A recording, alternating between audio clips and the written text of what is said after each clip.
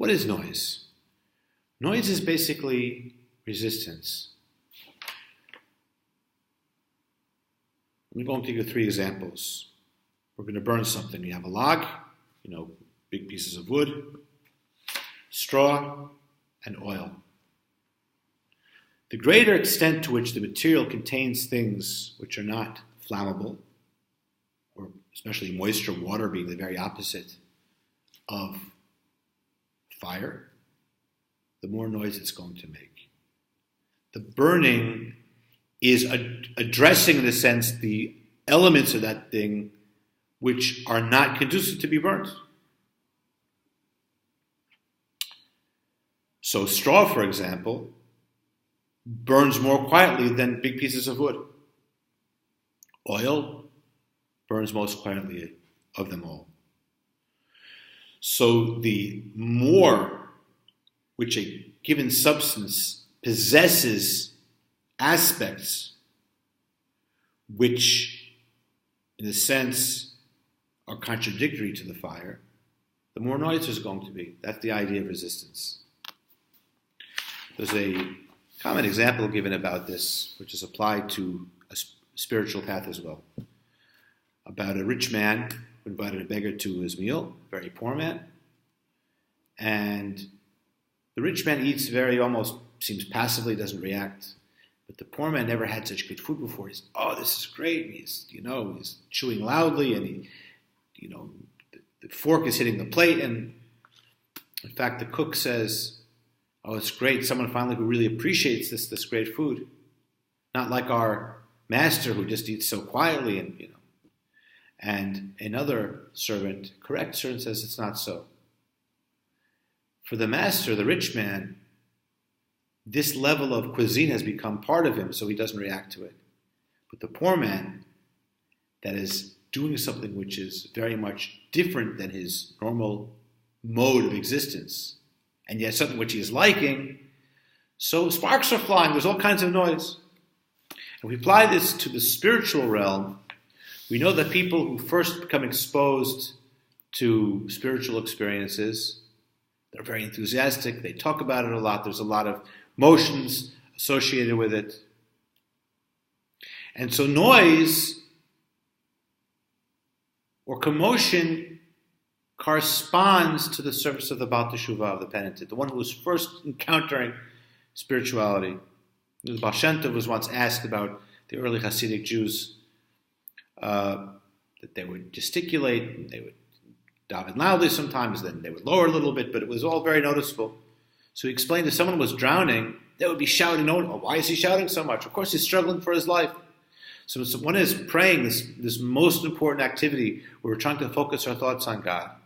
And yet, there are extraneous thoughts which threaten to distract that person's concentration in communing with God. So he's struggling, so he's moving, and he's moving back and forth, and he's then shouting some words, and it should be considered normal. If someone already arrives at that level and elevates himself to the point where he has no extraneous thoughts, he doesn't have this struggle, and therefore his praying could be much more meditative and quiet. So the noise and commotion is in proportion to the struggle. It represents this idea of spiritual struggle. Spiritual struggle is a great thing because someone who doesn't care about spirituality has nothing to struggle with. He's comfortable in his non-spirituality.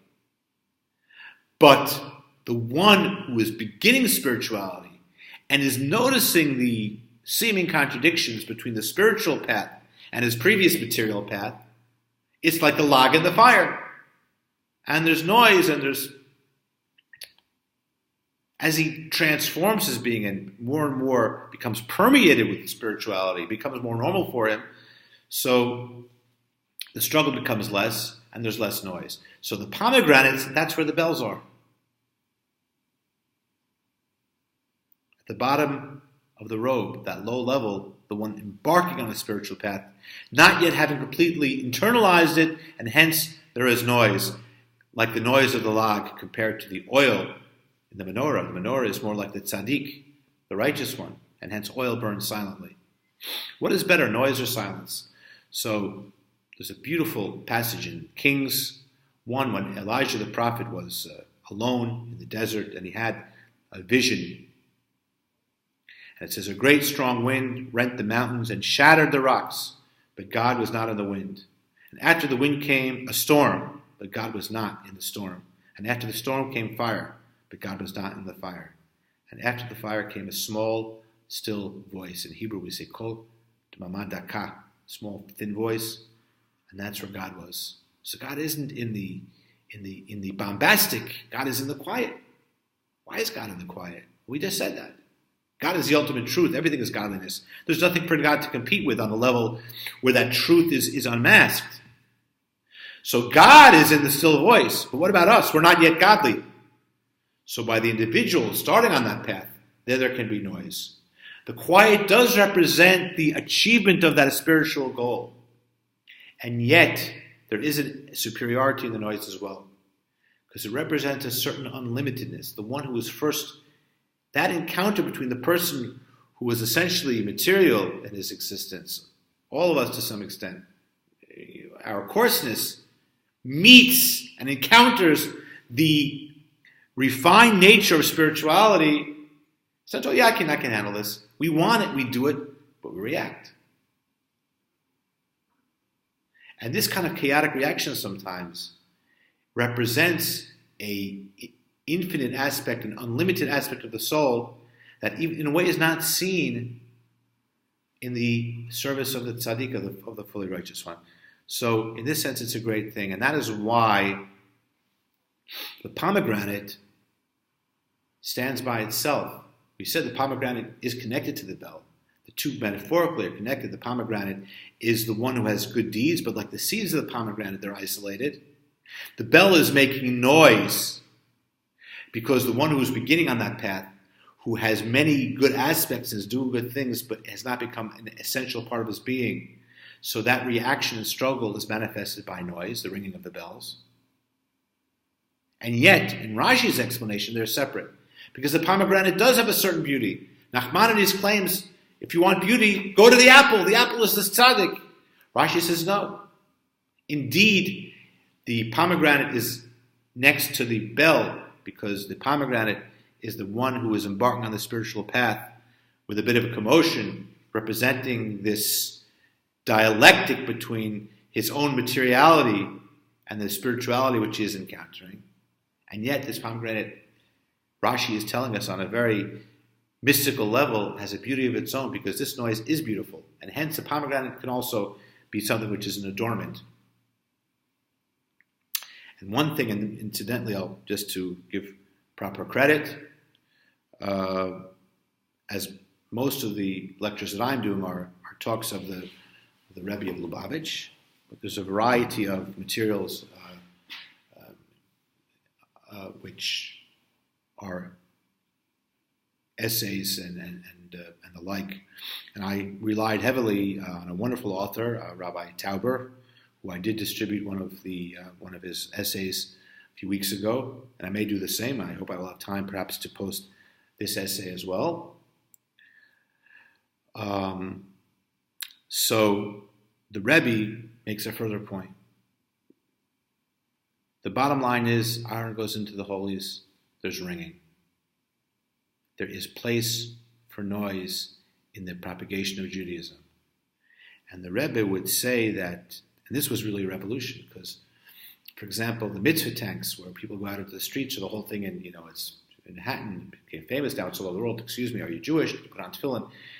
And by the way, all the different movements are doing this. If no greater proof that it's come to non-Orthodox movements, that you have women going out and offering to put tefillin on another woman in the streets. But never mind. The point is that there's been very interesting studies about it. And although it makes some people uncomfortable, it has forced Jews to come to terms with their identity in a very interesting way.